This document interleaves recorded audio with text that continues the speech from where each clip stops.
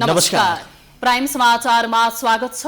म दृष्टिवाणी धिताल र म प्रकाश खसिङ। सुरु गरौँ अहिलेसम्मका प्रमुख समाचारबाट। नेपालमा कोरोना संक्रमणको जोखिम दिन प्रतिदिन बढ्दै आज एकै दिन 2351 जना संक्रमित। पोजिटिभलाई नेगेटिभ रिपोर्ट बनाएर विदेश जान खोज्ने झण्डै 200 जना पक्राउ। प्रधानमन्त्री ओलीको अगुवाईमा चितवन अयोध्यामा राम सीताको पूर्णकदको मूर्ति स्थापना। कम्युनिस्ट सरकार नै धर्मप्रति आकर्षित हुनु रहस्यमय भएको विश्लेषकहरूको टिप्पणी। एमालेका अध्यक्ष ओली र वरिष्ठ नेता नेपाल बीच भेटवार्ता। दलभित्रको विवाद समाधान बारे छलफल। नेपाल पक्ष भोलि स्पष्टीकरण बुझाउने। सत्ताको खेलले जसपा फुटको संघारमा। 5 वर्ष अघि काठमाडौँ उपत्यकामा 40 माइक्रोन भन्दा कम तौलका प्लास्टिकका झोलामा गरिएको प्रतिबन्ध कागजमै सीमित। कारबाहीको अधिकार नपाएको सरकारी निकायकै गुनासो। तरकारीको मूल्य स्वाभाविक वृद्धि हुँदा पनि नियन्त्रणको प्रयास भएन। सरकारी निकायको अनुगमन शून्य। उपभोक्ता भने मर्कामा। भारतको महाराष्ट्र स्थित अस्पतालमा अक्सिजन ट्याङ्कर चुहिँदा कम्तीमा 22 जना कोरोना संक्रमित बिरामीको मृत्यु। महाराष्ट्र राज्य सरकारले छानबिन गर्ने। र नेपाल त्रिकोणात्मक T20 सिरिजको फाइनलमा प्रवेश। नेदरल्यान्ड्ससँग बराबरी खेलेपछि मलेसिया भने बाहिरियो।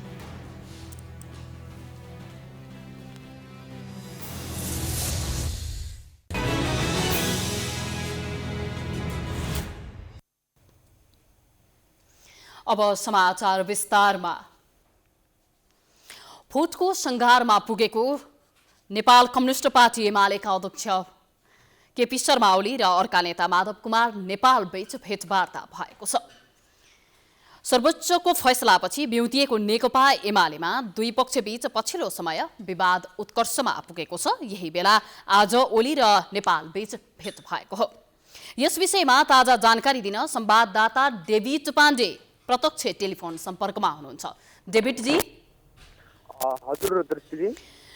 एमाले अध्यक्ष केपी शर्मा ओली र वरिष्ठ नेता माधव कुमार नेपाल बीच भेटवार्ता भएको छ। भेटमा के कुरा भयो हामीलाई जानकारी गराउनुहोस् न। एकदमै पछिल्लो समय जब फागुन 23 गते सर्वोच्च अदालतले जुन प्रकारको तत्कालीन नेकपाको विषयमा फैसला सुनाए, त्यस पछाडि रहेको नेकपा एमाले दुई ध्रुवमा ध्रुवीकरण भयो र त्यसले गर्दाखेरि कतै पार्टी फुटको संघारमा पुगेको होइन हो कि भन्ने जस्ता आकलनहरू पनि गरिए र तिनी गतिविधिहरूले पनि त्यस्तै खालको अवस्था देखाइरहेको थियो। माधव कुमार नेपाल पक्षले समानान्तर रूपमा गतिविधिहरू अगाडि बढाइरहेको थियो भने प्रधानमन्त्री केपी शर्मा ओलीले पनि कारबाही गर्नलाई निरन्तरता दिइरहनु भएको छ।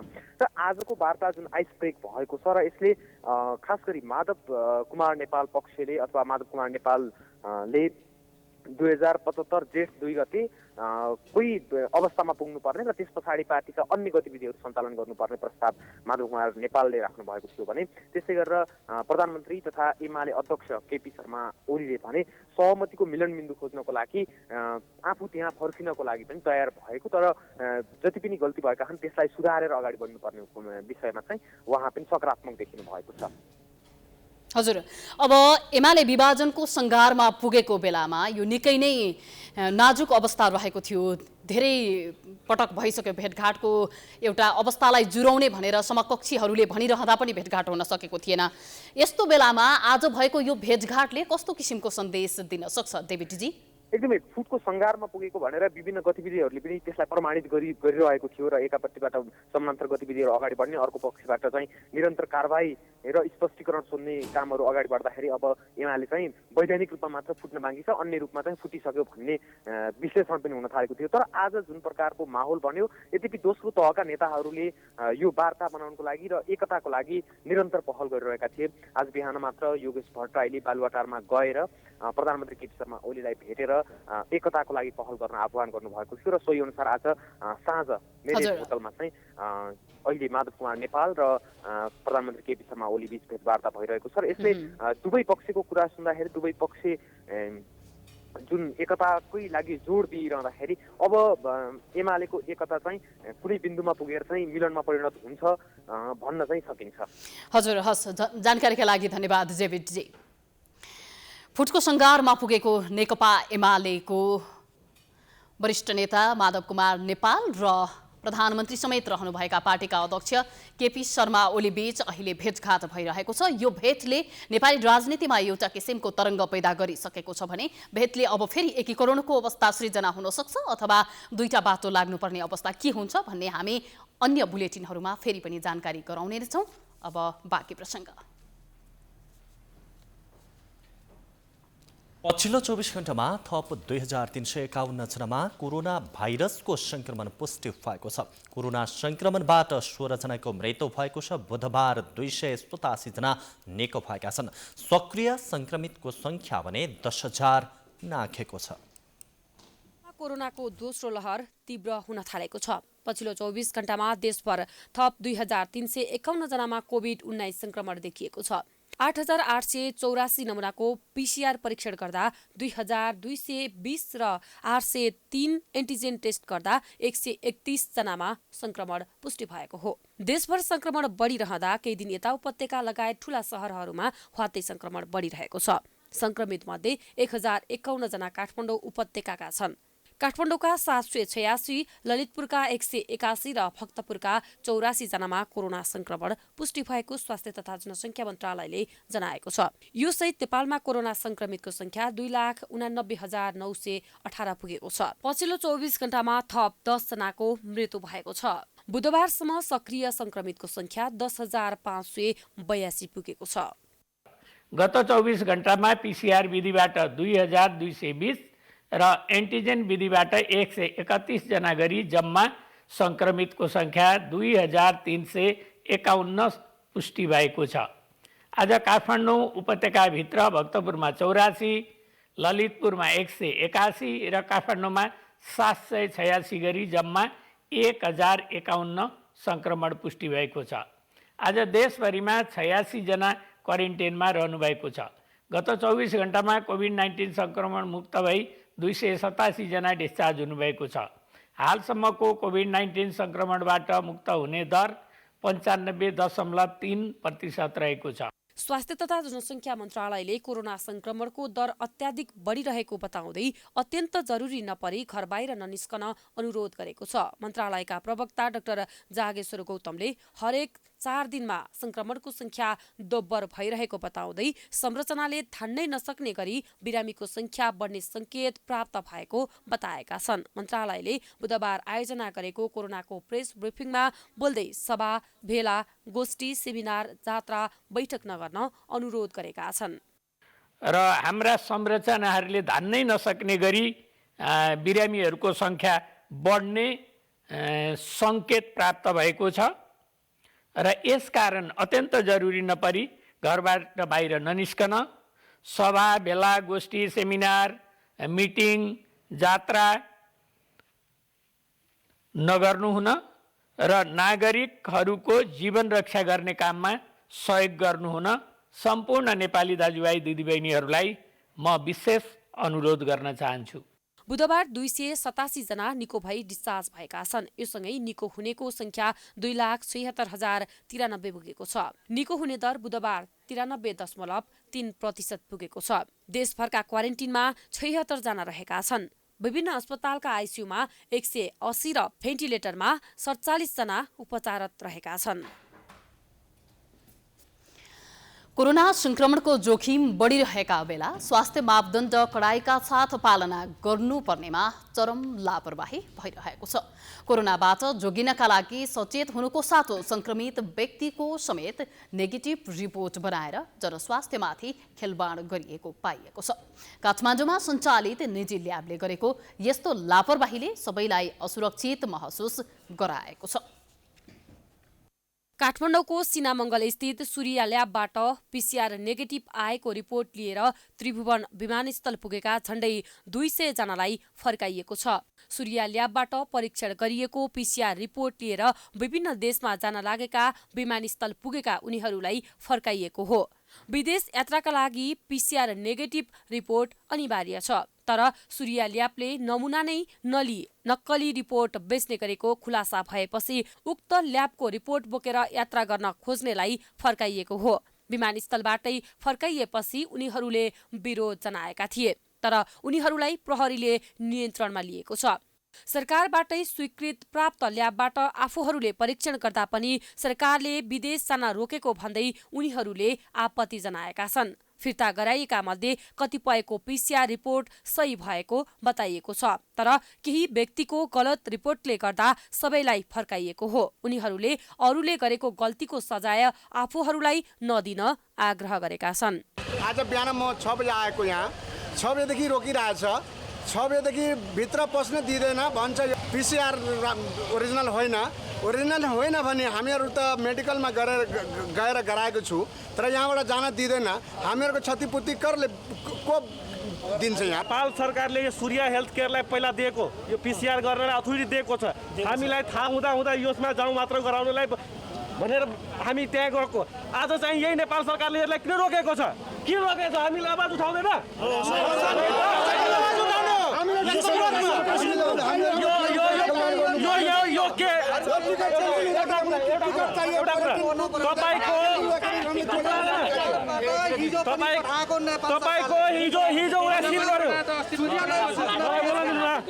हिजो उसलाई सिल गरेपछि, हिजोदेखि बन्द गरिदिएपछि उसको रिपोर्टै आउँदैन। त्रिभुवन विमानस्थल सुरक्षा कार्यालयले भने सूर्य ल्याबबाट छापा मारेर नक्कली PCR रिपोर्ट बनाएको खुलेपछि एयरलाइन्सले त्यो ल्याबमा परीक्षण गराएका यात्रुहरूलाई रोकेको हो। अधिकांश खाडी मुलुकमा जान लागेका रोकिएका छन्। कामका लागि विदेश जान लागेका फर्काइएपछि बिचलीमा परेको भन्दै दुखेसो गरेका छन्। घडेरी घर धितोमा राखेर गिरुवामा राखेर आएछन्। 1,80,000 कसैले 2 लाख रुपियाँ लगाएर आउँछन्। तर हामीले त्यो पैसा कहाँबाट उठाउने? फर्केर घर गएर त्यो पैसा कहाँबाट उठाउने? हाम्रो केही छैन भने त्यही घर छ भने घर बिक्री गऱ्यो भने हाम्रो बालबच्चा ज्यानहरू कहाँ पल्छन्? त्यो कुरा हो। तर हामीलाई न्याय चाहियो सर। हाम्रो बापत रकम चाहियो, न्याय चाहियो, या त हामीलाई त्यही अनुसारमा टिकट दिनु पर्यो। गभर्मेन्टले भनोस् सूर्य हेल्थ केयर यस्तो थियो भने थाहा हुँदा अनि हामीलाई के अहिले हिजो राति छापा हान्ने र समात्ने, अहिले बिहान हामीलाई यसो गरेर रोक्दिने कि पहिला इन्फर्मेसन हुनु पर्यो। त्यही त पहिला राख्ने अनि पहिला हामीले भन्नु पर्यो नि त, यस्तो यस्तो हुँदैछ, यसरी नआउनुहोस् अथवा चेन्ज गर्नुहोस् पहिल्यै भनेर जानकारी दिएको भए हामी त्यही अनुसारले आउँथ्यौँ। कति टाढाबाट आएको छन् मान्छेहरू, पैसा छैन, पैसा छैन, कसैको भिसा एक्सपायर हुनु लाग्छ। प्रब्लम त हामी जस्तो सर्वसाधारणलाई भयो नि त। स्वास्थ्य तथा जनसङ्ख्या मन्त्रालयले PCR रिपोर्ट नै गलत गर्ने काममा संलग्नहरूले नेपालकै बेइज्जत गरेको जनाएको छ। मन्त्रालयका सहप्रवक्ता समीर कुमार अधिकारीले पोजिटिभ रिपोर्टलाई नेगेटिभ बनाउने तथा परीक्षण नै नगरी रिपोर्ट दिने सूर्य हेल्थ केयर प्रणाली लगायत अन्य त्यस्ता ल्याबको खोजी गरी कडा कारबाही गर्ने बताउनु भएको छ। अहिले केही प्रयोगशालाहरूको समाइएको भेटिएको त्यस्ता कुराहरूमा स्वास्थ्य मन्त्रालयको प्रतिनिधि सहित गएर हेरेर उहाँहरूको त्यो सबै भएर सिल गरेर अहिले हामीले भनौँ त्यो अनुगमन क्रममै त भेटिएको अवस्था हो। बदमासीको क्रममा अथवा बदमासी गरेका कुनै पनि प्रयोगशालाहरूले नियतपस गरेको त्यस्तो खालको देखिने बित्तिकै हामीले लाइसेन्स खारेज नै गर्छौँ। अहिलेलाई त्यसरी नगरिकन नहुने अवस्था छ। महामारीको बेलामा हामीलाई बढीभन्दा बढी परीक्षण गर्नु परेको छ। निजी क्षेत्रको पनि योगदान धेरै छ। तर त्यो भन्दैमा निजी क्षेत्र होस् सरकारी प्रयोगशाला होस् जुनसुकै क्षेत्रले पनि बदमासी गरेको पाइयो भने नियमअनुसारको कारबाही त राज्यले गर्छ। वैदेशिक रोजगार विभागले अन्य प्रक्रिया सही भए पनि PCR रिपोर्टका सन्दर्भमा आफू जिम्मेवार नहुने स्पष्ट पारेको छ। यो वैदेशिक रोजगार विभाग, वैदेशिक रोजगार कार्यालय र श्रम मन्त्रालयको जुरिडिक्सन अथवा कार्यक्षेत्र भनेको चाहिँ कामदारहरूलाई विदेश जानेको हकमा चाहिँ उनीहरूको डकुमेन्ट हेरेर श्रम अनुमति पत्र दिने हो। हामीले श्रम अनुमति पत्र दिएपछि सो अनुसार चाहिँ उनीहरू विदेश जाने हुन्। तर जहाँसम्म PCR रिपोर्ट नक्कली भएको कारणले एयरपोर्टबाट फर्काएको भन्ने कुरा छ त्यो चाहिँ अब हाम्रो जुरिस्डिक्सनभित्र चाहिँ पर्दैन। यद्यपि कामदार भएको कारणले गर्दा काहीँ न काहीँ हाम्रो सरोकार चाहिँ ठोकिन्छ। अब प्रहरीले अब अनुसन्धान गर्ला, त्यसको रिपोर्ट पनि आउला। जहाँसम्म तपाईँले नै भिसा सकिने के भन्नुभयो, त्यो भिसा त सायद 2-3 दिनमा नसकिएला। अब अरू टिकट काटेर जानुपर्ने भयो। मंगलबार मात्रै महानगरीय अपराध महाशाखाको टोलीले सिनामंगलमा रहेको सूर्य हेल्थ केयर प्रणालीमा छापा मार्दा 9,000 रुपियाँ तिरेर नक्कली PCR परीक्षण रिपोर्ट बनाउने गरेको खुलेको थियो। 4 घण्टामा नै स्वाब नै नलिई नेगेटिभ रिपोर्ट दिने गरेको खुलेपछि ल्याबका सहित 8 जनालाई प्रहरीले नियन्त्रणमा लिएको छ। सबै प्रक्रिया पूरा गरेर विदेश जान लागेकाहरू विमानस्थलबाटै फर्किनु पर्दा समस्यामा परेका छन्। तर कोरोना भाइरसले महामारीको रूप लिइरहँदा पोजिटिभ भएकाहरूको रिपोर्ट नेगेटिभ बनाएर जनस्वास्थ्यमाथि गम्भीर खेलबाड भएपछि कारबाही प्रक्रिया अगाडि बढाउनुको विकल्प छैन। मर्यादा पुरुषोत्तम श्रीरामको पूजा आराधना गरी बुधबार रामनवमी पर्व मनाएको छ। हरेक वर्ष चैत्र शुक्ल नवमीका दिन यो पर्व मनाउने परम्परा छ। भगवान रामको जन्म भएको दिनको सम्झनामा राम मन्दिरमा पूजापाठ गरी यो चाड मनाइन्छ। रामनवमीको अवसरमा राम मन्दिरमा भक्तजनको भिड भने लागेको थियो।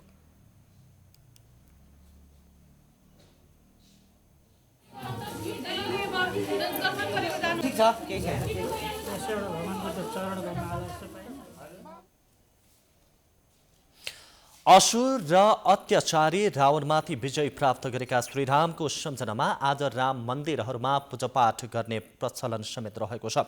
त्रेतायुगमा यसै दिन अयोध्यामा श्रीरामको जन्म भएको पौराणिक ग्रन्थमा उल्लेख छ। रामले मिथिलाका राजा जनककी छोरी सीतासँग विवाह गरेको र दुष्टहरूको संहार गरेको वाल्मीकीय रामायणमा पढ्न पाइन्छ। रामनवमीका दिन श्रीरामको व्रत उपवास गरी पूजा आराधना गर्नाले लोकमा सुख शान्ति र परलोकमा सद्गति पाइने धार्मिक विश्वास छ। देशभरका विभिन्न पवित्र नदी ताल तथा कुण्डामा स्नानका साथ व्रत बसी राम गीता पाठ गर्ने चलन छ। यो दिन जनकपुरको प्रसिद्ध दुधमती नदीमा नुहाई राम जानकी मन्दिरमा पूजापाठ गर्दा मनोकांक्षा प्राप्त हुने जनविश्वास समेत रहेको छ। गत वर्ष जस्तै यस वर्ष पनि कोरोना संक्रमणको जोखिम भएकाले मन्दिरहरूमा पनि स्वास्थ्य सुरक्षाका मापदण्ड पालना गर्न सरकारले सबैलाई आग्रह गरेको थियो। चितवनको माडी स्थित अयोध्यापुरीमा नवनिर्मित मन्दिरमा भगवान राम, सीता, लक्ष्मण र हनुमानको मूर्ति राखिएको छ।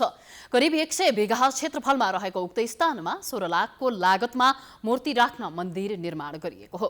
अहिले राखिएका मूर्तिलाई पछि मूल मन्दिर बनाएर राख्ने योजना रहेको अयोध्याधाम प्रचार समितिले जनाएको छ। मूर्तिलाई माडीमा लगेपछि परशुराम कुण्डको जलले जल अभिषेक समेत गरिएको थियो। मूर्तिसहितको रथ यात्रा टोली दिउँसो 3 बजे माडी पुगेको थियो। माडी नगर क्षेत्रका विभिन्न स्थानमा स्थानीय समुदायले घर घर अगाडि घोडा राखेर ताली बजाएर स्वागत समेत गरेका थिए। कार्यक्रममा विभिन्न थारू संस्कृति झल्कने झाँकीहरूको प्रदर्शन गरिएको थियो। मंगलबार बिहान प्रधानमन्त्री केपी शर्मा ओलीले पूजा आराधना गरेर बालुवाटारबाट विदाई गर्नुभएको थियो। गत असार 29 गते प्रधानमन्त्री ओलीले रामको जन्म माडीको अयोध्यापुरीमा भएको भन्ने अभिव्यक्ति दिएपछि त्यहाँ राम मन्दिर स्थापना गर्ने प्रक्रिया सुरु भएको हो। प्रधानमन्त्री ओलीले आफ्नै निर्देशनमा 3 महिना अगाडि नै बालुवाटारमा राम, सीता, लक्ष्मण र हनुमानको मूर्ति बनाइएको हो। सामान्यतया कम्युनिस्ट नेताहरू धर्मप्रति रुचि राख्दैनन्। प्रधानमन्त्री केपी शर्मा ओली पनि विगतमा धर्मप्रति आस्था राख्नुहुन्न थियो, तर पछिल्लो समय निकै धार्मिक बन्दै गइरहनु भएको छ। पछिल्लो समय हिन्दू धर्म र पूर्वीय दर्शनप्रति ओलीको रुझान स्पष्ट देखिन थालेको छ।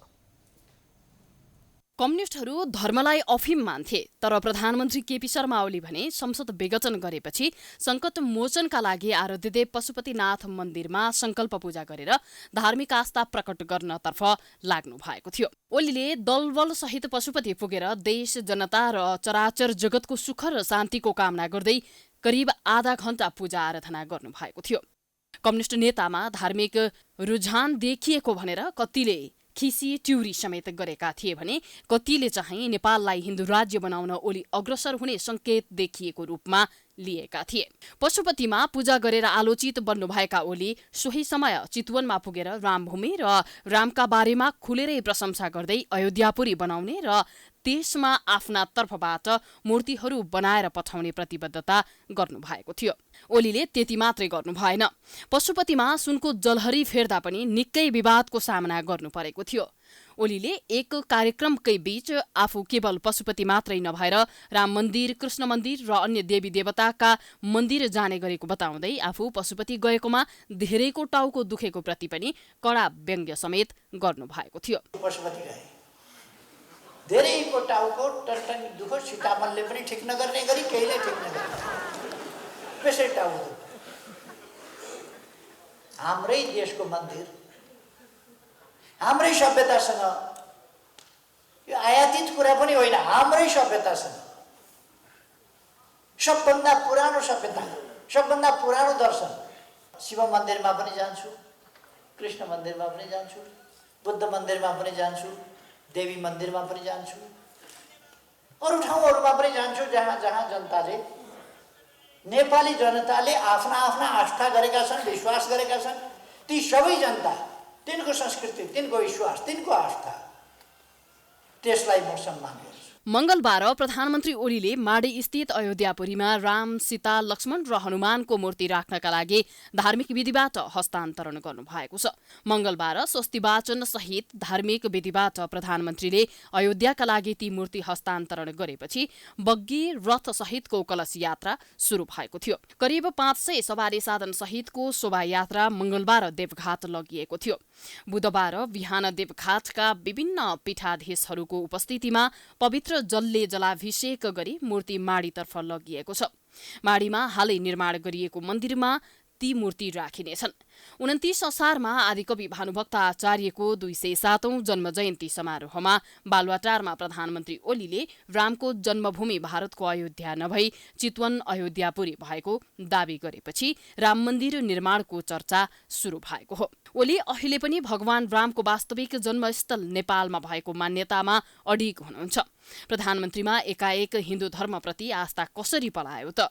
राजनीतिक विश्लेषकको बुझाइ यस्तो छ। धर्मप्रति जनताको आस्था चाहिँ त्यो निरपेक्ष हुन्छ हैन, त्यो आस्था चाहिँ आफ्नो आफ्नो आस्था हुन्छ, त्यो राजनीतिबाट निरपेक्ष हुन्छ। तर ओलीको लागि हिन्दू धर्म राजनीतिक सापेक्ष छ। यो चाहिँ अझ आपत्तिजनक कुरा हो के। वास्तवमा हुन्छ नि, जनताले हिन्दू धर्मको आस्थामा कहीँ पनि चोट पुगेको छ भने हिन्दू धर्मावलम्बीहरू त्यो धार्मिक आस्थाका लागि उनीहरूले आवाज उठाउनु बरु चाहिँ त्यो सही हो हैन। तर एउटा प्रधानमन्त्रीले यस्तो सेन्टिमेन्ट छ भनेर त्यसलाई राजनीतिक रूपमा क्यास गर्न खोज्ने चाहिँ त्यो चाहिँ झन गलत हो। यसरी नेपालका कम्युनिस्टहरू धर्मप्रति लीन हुँदै जानुले आफूले केही गर्न नसकेपछि देवी देवताको शरणमा परेका हुन् कि भन्ने आशंका एकातिर उब्जिएको छ।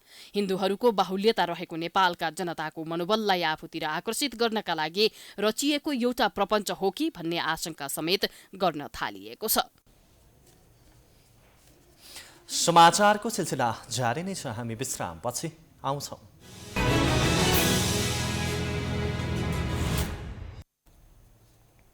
विश्रामपछि स्वागत छ। अब बाँकी समाचार। नेकपा एमालेको झलनाथ खनाल माधव नेपाल पक्षले बिहिबार पार्टी अध्यक्ष केपी शर्मा ओली समक्ष स्पष्टीकरण बुझाउने भएका छन्। बुधबार बुद्धनगरमा बसेको सो पक्षको स्थायी कमिटी बैठकले बिहिबार नै स्पष्टीकरण बुझाउने निर्णय गरिएको एमालेका उपाध्यक्ष अष्टलक्ष्मी साक्यले जानकारी दिनुभएको छ। बैठकमा पार्टीभित्रको आन्तरिक विषयमा छलफल भएको र थप रणनीतिका साथ अघि बढ्ने निर्णय गरिएको छ। साक्यले स्थायी समितिका सदस्य बीच छलफल नभएको लामो समय भएकाले आगामी रणनीतिका बारेमा छलफल भएको पनि बताउनु भएको छ।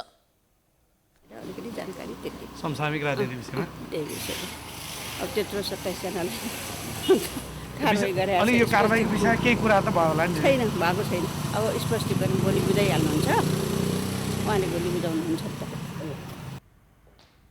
नेकपा एमालेका अध्यक्ष ओलीले मंगलबार वरिष्ठ नेता माधव कुमार नेपाल सहित 27 जना संघीय सांसदलाई पार्टीको नीति निर्देशन विपरीत गतिविधि गरेको भन्दै स्पष्टीकरण माग गर्नु भएको थियो।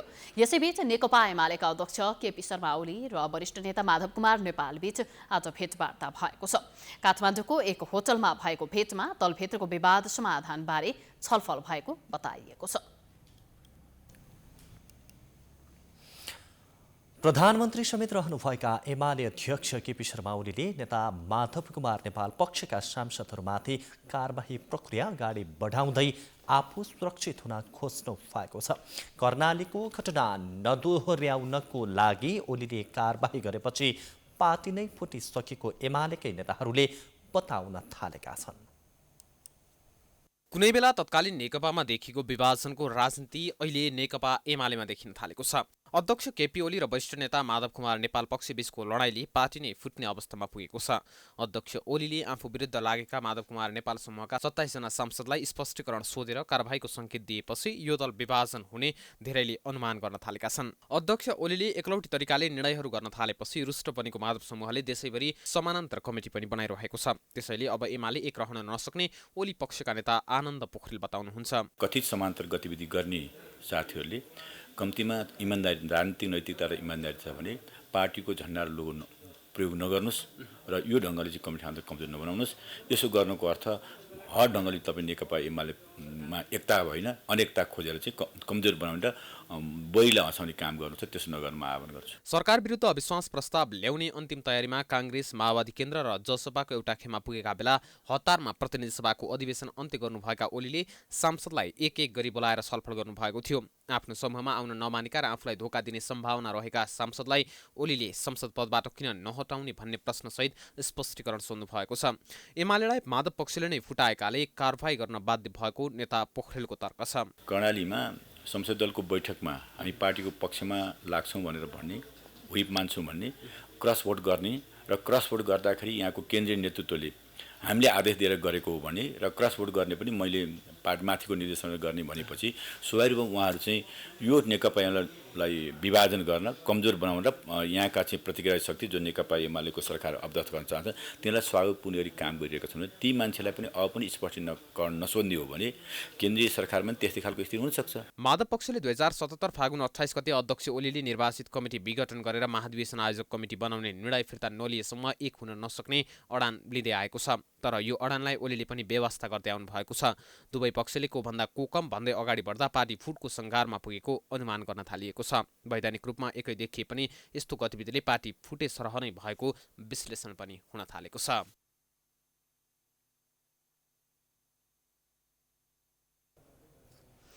सत्ता समीकरणको निर्णायक शक्ति बनेको जनता समाजवादी पार्टीमा पनि हलचल सुरु भएको छ।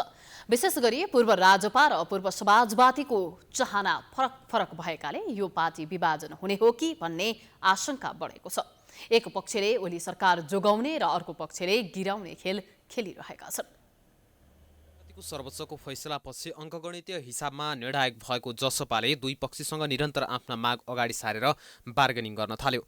जसपामै पूर्व समाजवादी पक्षले ओली सरकारलाई साथ दिन नहुने अडान राखिरहेका बेला पूर्व राजपा पक्षले भने आफ्नो माग अगाडि सार्दै ओली सरकार टिकाउन सकारात्मक देखिएको छ। त्यसो त प्रधानमन्त्री ओली पनि ती मागहरू सम्बोधन गर्न लागि परेका छन्। जसपाको मागअनुसार नेता कार्यकर्ताको रिहाई र मुद्दा फिर्ताको प्रक्रिया यसै साताबाट कार्यान्वयनमा लैजाने प्रतिबद्धता ओलीले जनाउनु भएको छ। सरकार जोगाउन साथ खोजिरहनु भएको प्रधानमन्त्री ओलीले अब बस्ने मन्त्री परिषद बैठकमा निर्णय गरेर रिहाई र मुद्दा फिर्ता प्रक्रिया अघि बढाउने बताउनु भएको हो। आफ्ना माग सम्बोधन गरेपछि जसपाले ओली सरकारलाई साथ दिनेमा दुईमत छैन। तर जसपामा पनि महन्त ठाकुर पक्षधरले ओलीको साथ दिने बताइरहेका हुन्। अहिले ओलीजीको सरकारमा पनि हामीले आफ्नो कुरा राख्या हो, पहिला पनि ओलीजीको सरकार हुँदा राख्या हो। पहिला सुनवाई नभएका हाम्रा मुद्दाहरूको सुनवाई अहिले वर्तमान सरकारले गरिराखेका छ। हामी मुद्दा छोडेर ओलीलाई ढाल्ने पक्षमा कदापि छैनौँ। मुद्दाको सम्बोधन हामीले खोजेका छौँ, किनभने मुद्दा भनेको जनताको हितको कुरो हो। जुन जनताले निर्वाचित गरेर हाम्रा सांसदहरूलाई यहाँ पठाउनु भएको छ त्यो जनताको हित हेर्ने र त्यो हित खोज्ने नै हाम्रो मूल दायित्व हो। पूर्व राजपा पक्षधरहरूले ओलीलाई साथ दिएर यही सरकार जोगाउने बताइरहे पनि पूर्व समाजवादी अर्थात् डाक्टर बाबुराम भट्टराई र उपेन्द्र यादव पक्षधर भने नयाँ सरकार बनाउने पक्षमा छन्। यी युगान्तकारी परिवर्तनका एजेन्डाहरूलाई देशमा स्थापित गर्न र बचाइराख्न, त्यस प्राप्त उपलब्धिहरूलाई बचाउन सकेन भने थप उपलब्धि त हुँदैन। त्यसैले आजको दिनमा मैले भन्नुपर्दा सबैभन्दा पहिलो काम के हो त भन्दा संहिता, गणतन्त्र, धर्मनिरपेक्षता जस्ता परिवर्तनका एजेन्डाहरूलाई रक्षा गर्ने हो। त्यो रक्षा गर्नका लागि बाधक तत्त्व को भन्दाखेरि केपी ओली हो। त्यसकारण चाहिँ उहाँको ठाउँमा अब चाहिँ नयाँ प्रधानमन्त्री आवश्यकता छ। मुद्दाको सम्बोधन भए पनि ओली नेतृत्वको सरकारलाई कुनै हालतमा साथ सहयोग र समर्थन नहुने र वैकल्पिक सरकार बनाउन जुट्नुपर्ने पक्षमा यादव र भट्टराई देखिएका छन्। ठाकुर र महतो भने माग पूरा भए ओली नेतृत्वकै सरकारलाई साथ दिन समेत सकारात्मक छन्। ठाकुर र महतो पक्षको साथ पाए प्रधानमन्त्री ओलीको सरकार जोगिन सक्छ। एउटै दलभित्र दुई पक्षले दुई थरी कुरा गरिरहेकाले जसपा विभाजन त हुने होइन भन्ने आशंकामा बल पुगिरहेको छ। नेकपा माओवादी केन्द्रले सरकारलाई दिएको समर्थन फिर्ताबारे निर्णय गर्ने जिम्मा पार्टी अध्यक्ष पुष्पकमल दाहाललाई दिने निर्णय गरेको छ। पार्टी कार्यालय पेरिस डाँडामा बुधबार बसेको माओवादी स्थायी कमिटी बैठकले सरकारलाई दिएको समर्थन फिर्ताबारे निर्णय गर्ने जिम्मा दाहाललाई दिएको हो। वर्तमान केपी शर्मा ओलीको नेतृत्वमा रहेको वर्तमान सरकारलाई समर्थन नरहेको औपचारिक लिखित जानकारी कहिले दिने भन्ने निर्णय गर्ने अधिकार पार्टी अध्यक्ष दाहाललाई दिएको माओवादी केन्द्रका प्रवक्ता नारायण काजी श्रेष्ठले जानकारी दिनुभयो। अवधिमा संगठनात्मक कार्यदलले संगठनात्मक कार्ययोजना तयार गर्ने अवधिमै केही दिनभित्र राजनीतिक प्रतिवेदन तयार गर्ने, त्यो राजनीतिक प्रतिवेदन स्थायी समितिको बैठकमा प्रस्तावित गर्ने, स्थायी कमिटीको बैठकले त्यसलाई केन्द्रीय कमिटीको बैठकको निम्ति प्रस्तावका रूपमा अगाडि बढाउने निष्कर्ष पनि निकालिएको छ। बैठकले राष्ट्रिय एकता र राष्ट्रिय स्वाधीनताको रक्षा, सम्पूर्ण लोकतान्त्रिक शक्तिहरूको एकता, संविधान, लोकतन्त्रको रक्षा, स्वच्छ कम्युनिस्टको एकतालाई केन्द्रबिन्दुमा राखेर सम्पूर्ण नीति, योजना र कार्यक्रम अगाडि बढाउने निष्कर्ष निकालेको प्रवक्ता श्रेष्ठले बताउनुभयो। त्यस आधारमा नै सबै राजनीतिक देशभक्त शक्तिहरूसँग छलफल अघि बढाउने निर्णय पनि बैठकले गरेको छ। सिङ्गो राष्ट्रको एकता र राष्ट्रिय स्वाधीनताको रक्षा, सम्पूर्ण लोकतान्त्रिक शक्तिहरूको एकता र संविधान र लोकतन्त्रको रक्षा, सच्चा कम्युनिस्टहरूको एकता र कम्युनिस्ट आन्दोलनको रक्षालाई केन्द्रबिन्दुमा राखेर सम्पूर्ण नीति, योजना, कार्यक्रम र गतिविधि अगाडि बढाउने निष्कर्ष निकालेको छ। त्यस आधारमा नै अरू सबै राजनीतिक पार्टीहरूसँग, सामाजिक शक्तिहरूसँग, देशभक्त शक्तिहरूसँग छलफलको प्रक्रिया अगाडि बढाउने निष्कर्ष पनि निकालेको छ। बैठकले विधान संशोधन प्रस्तावमाथि आएका सुझावहरूलाई ध्यानमा राखेर पार्टी केन्द्रीय कार्यालयले त्यसलाई अन्तिम मस्यौदाको रूपमा केन्द्रीय कमिटी बैठकमा प्रस्तावका रूपमा लैजाने निर्णय गरेको श्रेष्ठले जानकारी दिनुभयो। संगठनात्मक कार्यदलले प्रस्तावित विधान संशोधन मस्यौदाका आधारमा आफ्नो संगठनात्मक कार्ययोजना केही दिनपछि बस्ने स्थायी कमिटी बैठकमा पेश गर्ने र त्यस अनुसार संगठनात्मक योजनालाई अघि बढाउने निर्णय गरिएको उहाँले बताउनुभयो। आगामी बैठकमा अध्यक्ष दाहालले राजनीतिक प्रतिवेदन पेश गर्ने निर्णय पनि बैठकले गरेको छ। बैठकले कोभिड-19 को संक्रमणको विरुद्धको जनचेतना अभियान सञ्चालन गर्न पार्टी पंक्तिलाई निर्देशन दिएको प्रवक्ता श्रेष्ठले जानकारी दिनुभयो।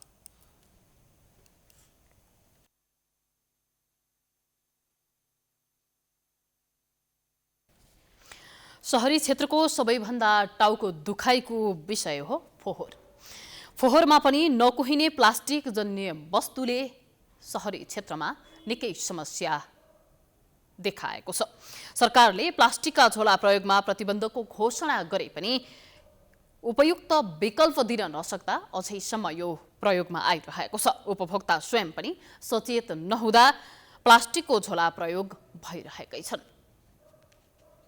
नेपाल सरकारले 2072 वैशाख 1 गतेदेखि काठमाडौँ उपत्यकामा 40 माइक्रोन भन्दा कम तौलका प्लास्टिकका झोला प्रयोगमा प्रतिबन्ध घोषणा गरेको थियो।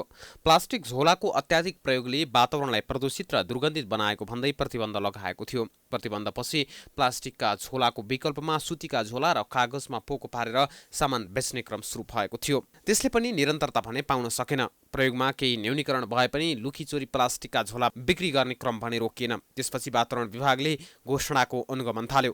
वातावरण विभागले उत्पादन र बिक्री वितरणमा कडाई गर्न थाल्यो। कानुन अटेरी गर्ने केही प्लास्टिक उद्योगलाई र करिब 3 दर्जन विक्रेतालाई कारबाहीको सिफारिस पनि गर्यो। विभागलाई अनुगमनको अधिकार दिए पनि कारबाही र जरिवाना गर्ने अधिकार नदिएकाले यसलाई पूर्ण रूपमा बन्द गर्न नसकेको वातावरण विभागका महानिर्देशक बताउनुहुन्छ। अब हामीलाई कारबाही गर्ने अधिकार छैन। अहिलेको वातावरण संरक्षण ऐन नियमले हामीले अनुगमन गर्ने, कारबाही गर्न चाहिँ तत्र निकाय जसले त्यो उद्योगलाई सञ्चालन गर्नलाई अनुमति दिएको हो त्यो उद्योगलाई हामीले कारबाहीको लागि सिफारिस मात्रै गर्न सक्छौँ। प्रदूषण नियमन तथा नियन्त्रण शाखाले नै 40 माइक्रोन भन्दा कम तौलका प्लास्टिकका झोला प्रयोगलाई नियन्त्रण गर्न नसकेको स्वीकार गरेको छ। नियम पालना नगर्नेलाई कारबाही गर्न औद्योगिक व्यवसाय ऐनले अवरोध गरेको शाखाको गुनासो छ। प्लास्टिक झोला नियमन तथा नियन्त्रण निर्देशिका 2068 जारी गरेको त्यसपछि चाहिँ काठमाडौँ उपत्यकाको लागि चाहिँ 71 चैत्र 18 गते चाहिँ एउटा राजपत्रमा सूचना प्रकाशित गरेको छ 40 माइक्रोन र 20 बाई 35 साइजको झोलाको लागि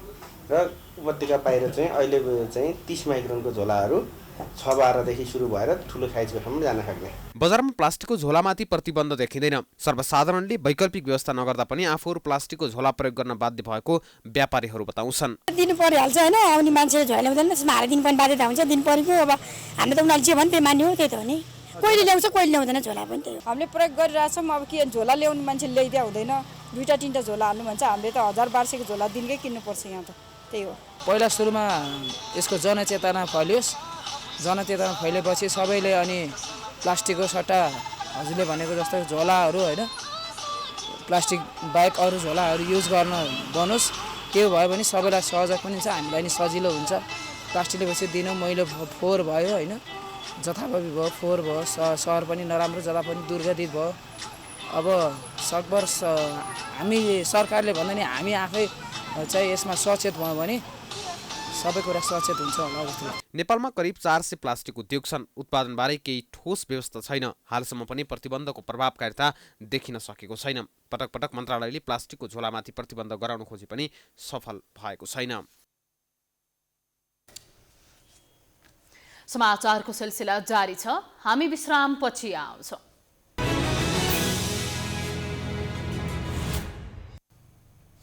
विश्रामपछि स्वागत छ। बाँकी समाचार।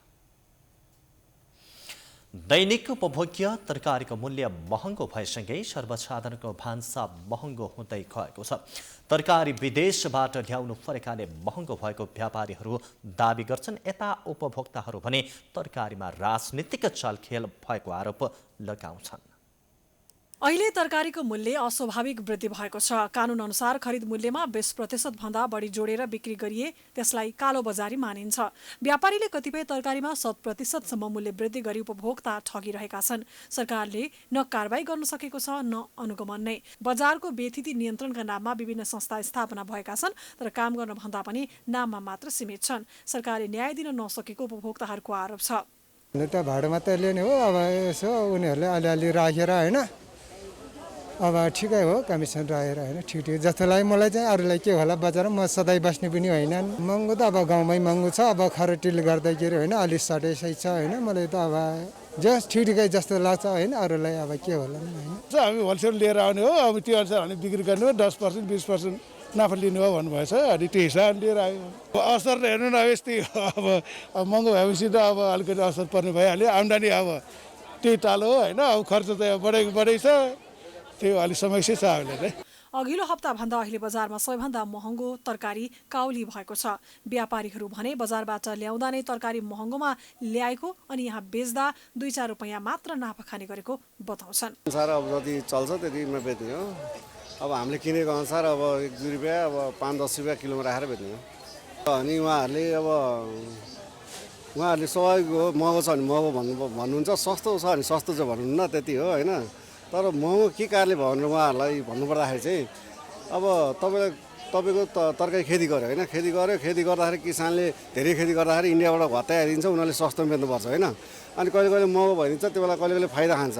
देशकै सबैभन्दा ठुलो तरकारी बजार काठमाडौँको कालीमाटी तरकारी तथा फलफुल बजार हो। यस बजार समितिका बोर्ड सदस्य नवीन शाहीले धेरैजसो भारतबाट आयात हुने भएकोले महँगो भएको तर्क दिनुभएको छ। नेपालमा तरकारी उत्पादन गर्ने जग्गा जमिन मासिँदै गएको र उत्पादन कम हुँदा मूल्य बढेको समितिको ठहर छ। सिजनल होइन, यो सिजन अफ नै हो र हरेक वर्ष यो समस्या यो समयबाट चाहिँ यो झन्डै असार साउनसम्म चाहिँ अलि तरकारीको चाहिँ उत्पादनमा कमी हुने यो नै मुख्य कारण हो।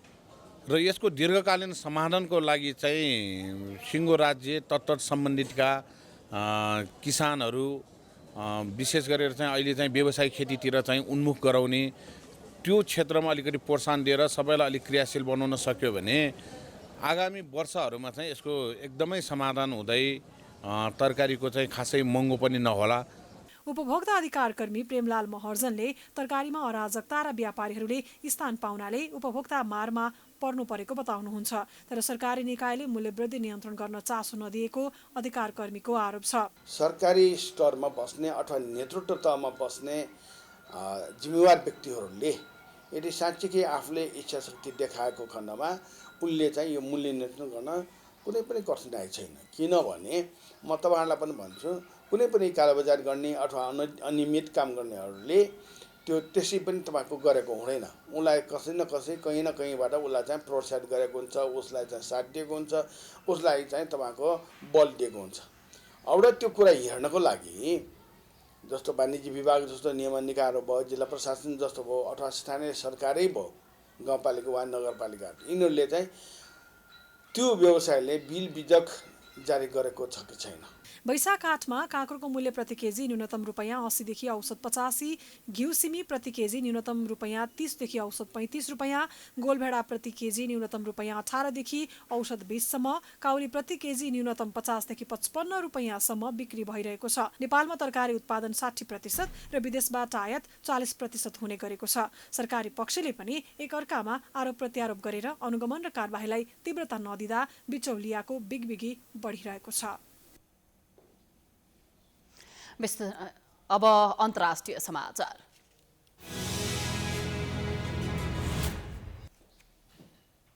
भारतको महाराष्ट्र राज्यको नासिकको एउटा अस्पतालमा अक्सिजन ट्याङ्कर चुहिँदा कम्तीमा 22 जना कोरोना संक्रमित बिरामीको मृत्यु भएको छ।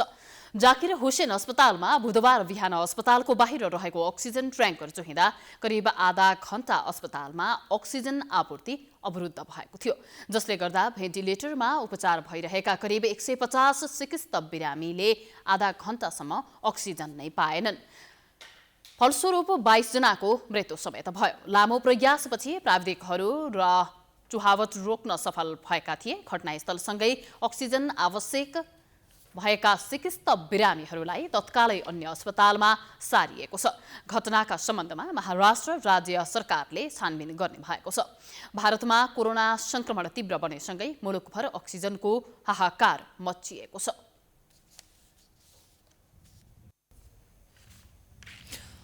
अब खेलकुद समाचार।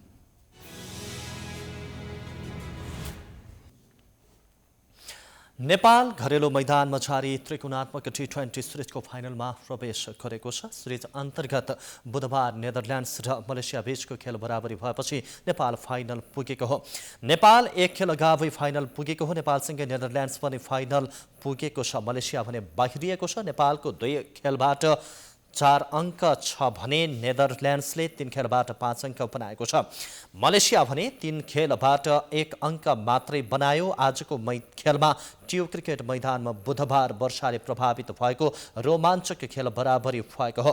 वर्षाले पटक पटक प्रभावित गरेको खेलमा नेदरल्यान्ड्सले जितका लागि 13 ओभरमा 120 रनको लक्ष्य दिएको थियो, तर मलेसियाले जवाफी ब्याटिङ गरिरहँदा वर्षाले पुनः खेल रोकेको थियो। त्यसपछि सुरु भएको खेलमा मलेसियाले डिएलएको आधारमा 10 ओभरमा 92 रनको लक्ष्य पाएको थियो। नेदरल्यान्ड्सले दिएको 92 रनको लक्ष्य मलेसिया 10 ओभरमा 4 विकेट गुमाएर 91 रन बनाएपछि खेल बराबरी भएको थियो। मलेसियाका शेख अजिजले सर्वाधिक 30 रन जोड्दा अनवर अरुद्दिनले 23 रन बनाए भने नेदरल्यान्ड्सका सेबास्टियन ब्राटले 2 विकेट लिए। यसअघि वर्षाको कारण 13 ओभरमा छाडिएको खेलमा नेदरल्यान्ड्सले भने 4 विकेट गुमाएर 107 रन बनाएको थियो। नेदरल्यान्डका लागि बेन कपुरले विजित रहँदै 54 रनको अर्धशतकीय इनिङ्स खेले। मलेसियाका मोहम्मद वाफिफले 2 विकेट लिए भने पवनदीप सिंह र भरनदीप सिंहले 1-1 विकेट लिए। प्रतियोगिता अन्तर्गत बिहिबार नेपाल र मलेसिया बीच भने खेल हुनेछ।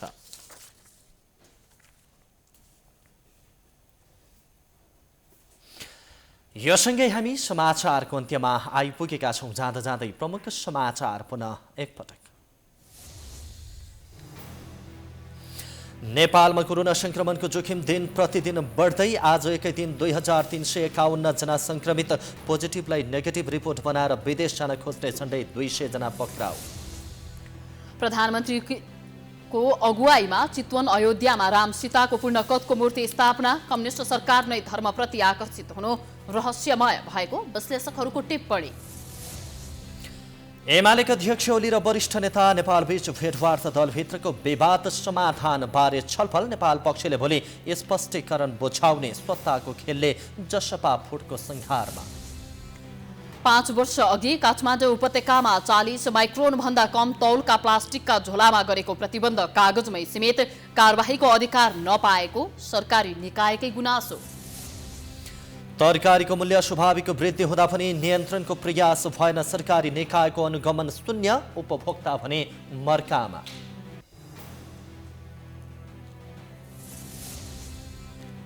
भारतको महाराष्ट्र स्थित अस्पतालमा अक्सिजन ट्याङ्कर चुहिँदा कम्तीमा 22 जना कोरोना संक्रमित बिरामीको मृत्यु, महाराष्ट्र राज्य सरकारले छानबिन गर्ने।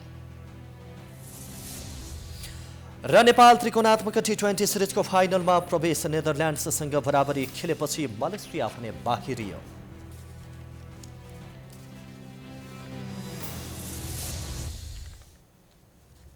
समाचार अहिलेलाई सकियो।